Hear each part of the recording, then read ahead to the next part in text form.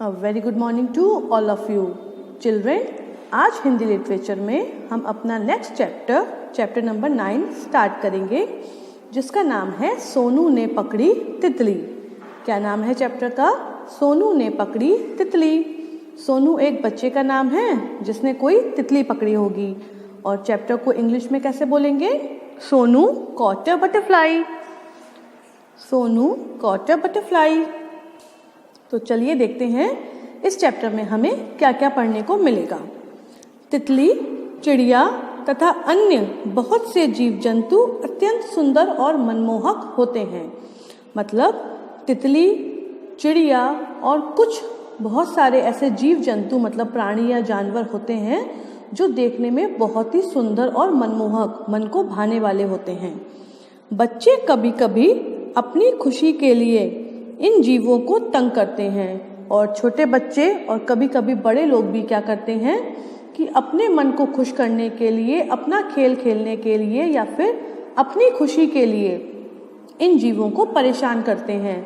कोई इनको पकड़ लेता है, कोई इनके पैर में सुतली या रस्सी बांध देता है ताकि वे उड़ ना सकें, और अगर उड़ भी पाएँ तो उनको नीचे पकड़ के खींच लें। और भी कई तरीके से बच्चे और कभी कभी बड़े भी इन जीवों को परेशान करते हैं, जो कि अनुचित है, जो कि सही नहीं है।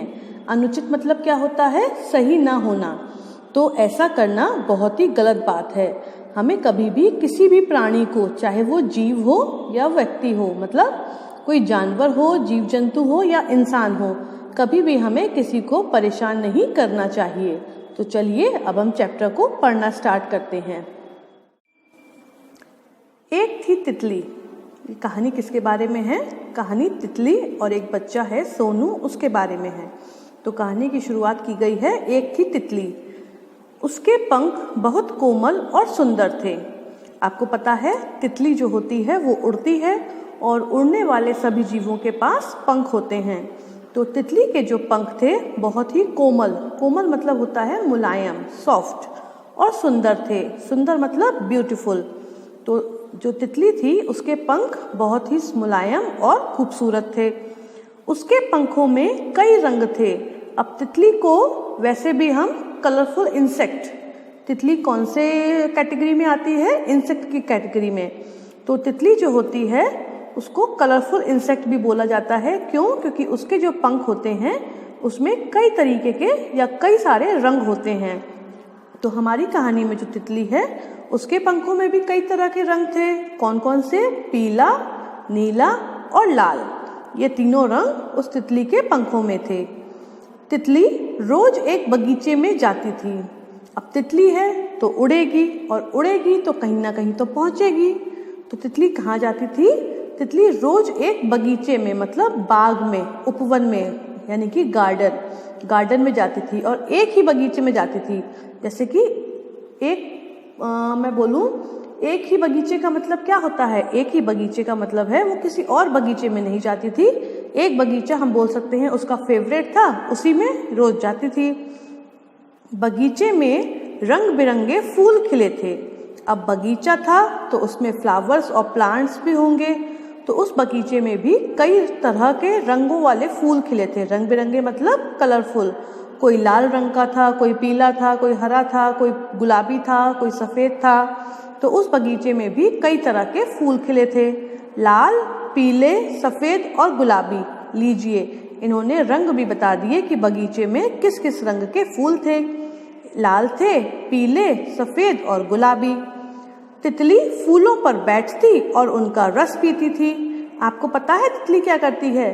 तितली फूलों पर बैठकर उनका रस पीती है, और तितली के पैरों में जो फूलों के कण लग जाते हैं वो दूसरे फूलों पर जाकर बैठती है, तो उसमें रह जाते हैं।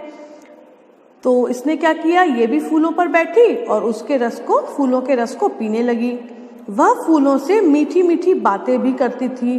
तितली जो थी, ये बताया गया है कि वो फूलों से बातें भी करती थी। मीठी मीठी बातें मतलब धीमी आवाज में, प्यारी प्यारी, मन को भाने वाली।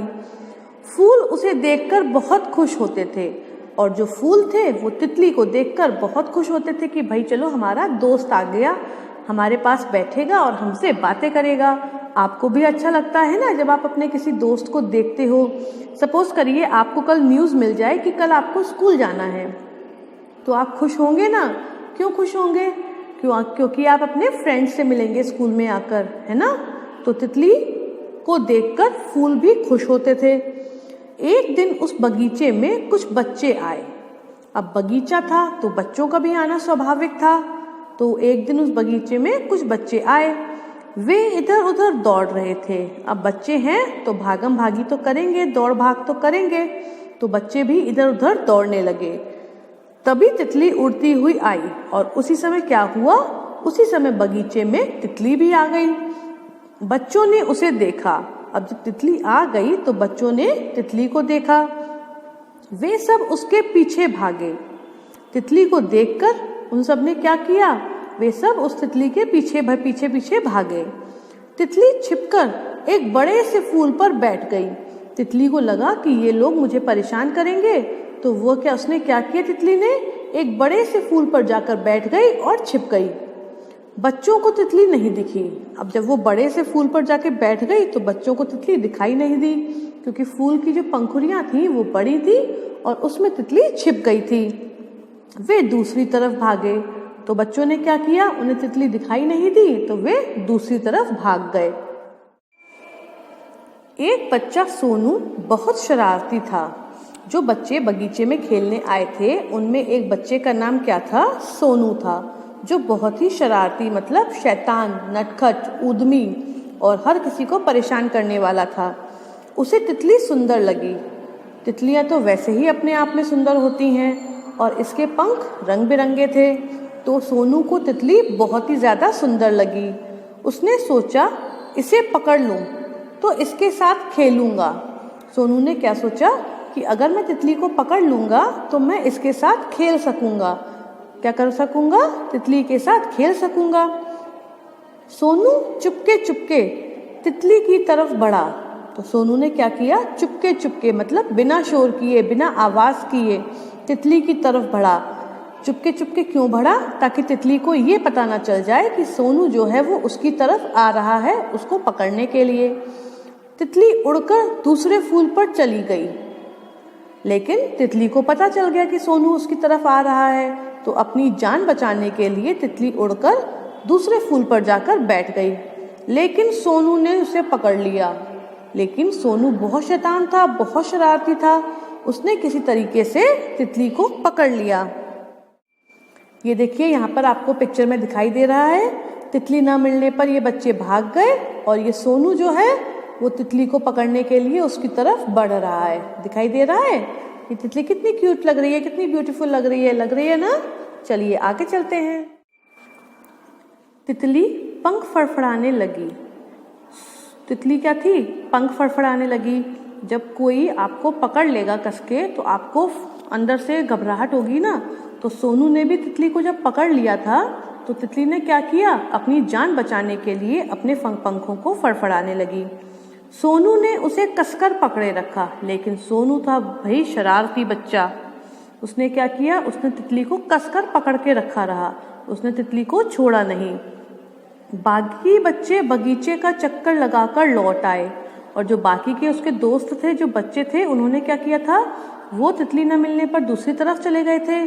तो वे लोग बगीचे का पूरा चक्कर लगाकर लौटकर सोनू के पास आ चुके थे। सोनू ने उन्हें तितली दिखाई। सोनू ने क्या किया? सोनू ने जो तितली पकड़ी थी, सोनू ने उस तितली को उन लोगों को दिखाया कि देखो भाई, मैंने एक तितली पकड़ी है। तितली अब पंख नहीं हिला रही थी। तितली पंख फड़फड़ा के थक चुकी थी और वो पंख नहीं हिला रही थी। सबने कहा सोनू इसे छोड़ दो, यह मर जाएगी। तो जितने भी दोस्त थे सोनू के, तो सबने सोनू से क्या कहा? सोनू इसको छोड़ दो, नहीं तो ये मर जाएगी, अच्छा नहीं होगा। सोनू बोला नहीं नहीं, मैं इसे धागे से बांधकर उड़ाऊंगा पतंग की तरह। सोनू ने क्या कहा? मैं इसे नहीं छोड़ूंगा, मैं इसके पैरों में धागा बांधूंगा और इसको पतंग की तरह उड़ाऊंगा। मतलब धागा बांधकर छोड़ दूंगा, तितली ऊपर जाएगी तो धागा भी ऊपर चला जाएगा। फिर थोड़ी देर बाद मैं धागे को नीचे खींचूंगा, तितली भी नीचे आ जाएगी। सभी ने सोनू को समझाया पर वह नहीं माना। सभी बच्चों ने सोनू को बहुत समझाया कि ऐसा मत करो, ऐसा करना अच्छी बात नहीं है, हमें किसी को परेशान नहीं करना चाहिए। लेकिन सोनू ने किसी की बात नहीं मानी, उसने तितली को पकड़े रखा। वह तितली को घर ले आया। उसने क्या किया, उसने दोस्तों की बात नहीं मानी और वह तितली को घर पर ले आया अपने। उसके पिताजी ने देखा कि वह कुछ छिपा रहा है। अब वो तितली घर तो लेके आया था, लेकिन तितली को छिपा कर लेके आया था। क्यों? क्योंकि अगर उसके पिताजी उस तितली को देख लेते सोनू के पास तो उसकी डांट लगाते। लेकिन बड़े लोग तो बड़े लोग होते हैं। पिताजी ने देख लिया कि सोनू कुछ छिपा रहा है। उन्होंने पूछा, तुम्हारे हाथ में क्या है? उन्होंने सोनू से पूछा कि सोनू, तुम क्या छिपा रहे हो, तुम्हारे हाथ में क्या है? सोनू बोला, तितली है पिताजी। सोनू ने भी इस बात का जवाब दे दिया कि पिताजी, मेरे हाथ में तितली है। पिताजी ने पूछा, क्या करोगे इसका? जैसे ही सोनू ने कहा कि पिताजी मेरे हाथ में तितली है, तो पिताजी क्या बोले, तुम तितली का करोगे क्या? सोनू ने कहा, इसे धागे से बांधकर उड़ाऊंगा मैं। अब सोनू ने एकदम खुश होकर बोला कि पिताजी, मैं इस तितली में धागा बांधूंगा और इसको उड़ाऊंगा। पिताजी बोले, ठीक है, माँ से बोलो कि मुझे एक रस्सी दे। पिताजी ने क्या कहा, सोनू से कहा कि अच्छा ठीक है, तुम्हें तितली को धागा बांधकर उड़ाना है तो उड़ा लो, लेकिन अपनी माँ से जाकर बोलो कि मेरे को एक रस्सी लाकर दे दे। रोप होती है ना, रस्सी, वो मैं भी तुम्हें बांधकर छत। इतना ही बोल पाए थे कि सोनू की चीख निकल पड़ी। सोनू चीख उठा, नहीं नहीं। कैसे चीखा सोनू, डर के मारे एकदम, नहीं नहीं। वो समझ गया कि पिताजी कुछ ना कुछ तो करने वाले हैं। पिताजी बोले, क्यों नहीं, इतनी सुंदर और कोमल तितली को तुमने इस तरह पकड़ रखा है। पिताजी ने सोनू को समझाया कि तुमने इतनी प्यारी और इतनी मुलायम सी तितली को इतनी जोर से पकड़ रखा है, इतनी कस के पकड़ रखा है, तो क्या उसे परेशानी नहीं हो रही होगी, उसको दर्द नहीं हो रहा होगा। अगर मैं तुम्हें छत से बांध कर उड़ाऊं तो तुम्हें दुख हो रहा है, तुम चिल्ला रहे हो। सोनू बीच में ही बोल पड़ा और पिताजी की बात यहाँ पर खत्म नहीं हुई थी कि सोनू बीच में ही बोल पड़ा, पिताजी मैं अभी इसे छोड़ देता हूँ। उसने क्या कहा कि पिताजी मैं इस तितली को अभी की अभी, मतलब बिल्कुल इमीडिएटली, तुरंत छोड़ देता हूँ, मैं इसको नहीं पकड़ के रखूंगा। नहीं, इसे किसी फूल पर बैठा दो, पिताजी ने समझाते हुए कहा। क्या कहा? पिताजी ने सोनू को समझाते हुए बोला कि बेटा इसको ऐसे ही मत छोड़ो, इसको किसी फूल पर बैठा दो। क्यों?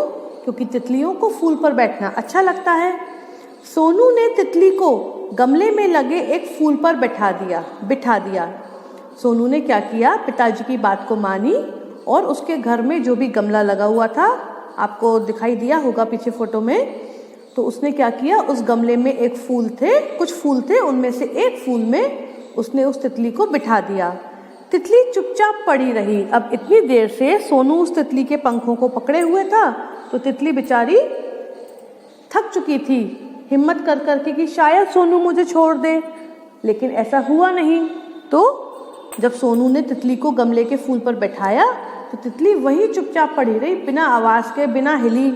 फिर कुछ हिली, लेकिन थोड़ी देर बाद तितली ने हिम्मत करी और थोड़ा सा हिली, पंख फड़फड़ाए, उड़ने की कोशिश करी, अपने पंखों को हिलाया और उड़ने लगी। और फिर वह उड़ने लगी, थोड़ा सा उड़ी, अधिक न उड़ सकी।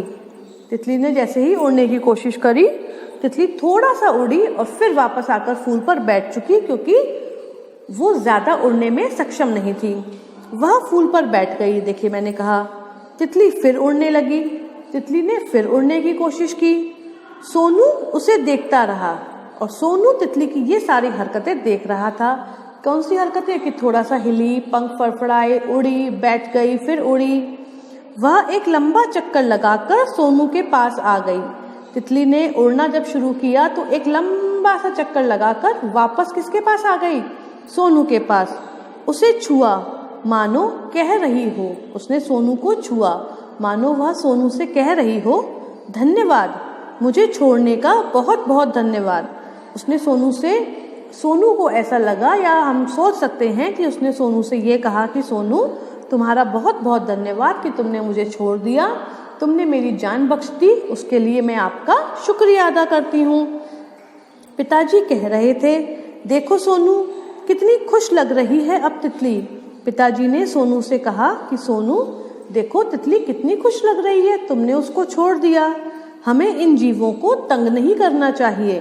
पिताजी ने सोनू को एक बात और समझाई कि हमें जीवों को तंग नहीं करना चाहिए, क्योंकि सभी जीव भगवान की बनाई हुई देन हैं और हमें सबका सम्मान करना चाहिए। हमें इनकी रक्षा करनी चाहिए, सम्मान के साथ रक्षा भी करनी चाहिए। तो ये बातें सोनू के पिताजी ने सोनू को समझाई। तो मैं भी आप लोगों से गुजारिश करूंगी कि आप भी कभी भी किसी जानवर को, किसी जीव जंतु को या किसी व्यक्ति या इंसान को परेशान ना करें। ऐसा करेंगे तो बाद में आपको ही दुख होगा।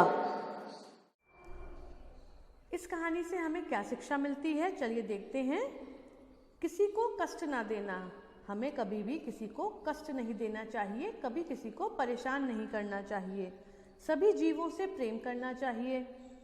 सभी जीवों से प्रेम का मतलब है, चाहे वो छोटा हो, बड़ा हो, जानवर हो, चिड़िया हो, कोई भी हो, हमें सबके लिए अपने दिल में प्रेम भावना रखनी चाहिए और बड़ों का आदर करना चाहिए। जिस प्रकार सोनू ने अपने पापा की यानी कि पिताजी की बात मानकर तितली को छोड़ दिया था, उसी प्रकार सभी को अपने बड़ों का आदर और कहा मानना चाहिए। ठीक है, तो आप लोग भी ऐसा ही करिएगा। आज के लिए बस इतना ही। इसकी एक्सरसाइजेज हम नेक्स्ट वीडियो में पढ़ेंगे। Okay, good bye.